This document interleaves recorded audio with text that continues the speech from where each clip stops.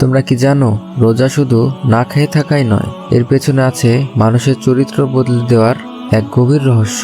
ইসলামে রোজা রাখা শুধু ক্ষুধা ও তৃষ্ণা সহ্য করার জন্য নয়, রোজার মাধ্যমে মানুষ ধৈর্য, সংযম এবং আত্মনিয়ন্ত্রণ শিখে। মহান গ্রন্থ আল কুরআনে বলা হয়েছে, রোজা ফরজ করা হয়েছে যেন মানুষ তাকওয়া এবং আল্লাহ ভিত্তি অর্জন করতে পারে।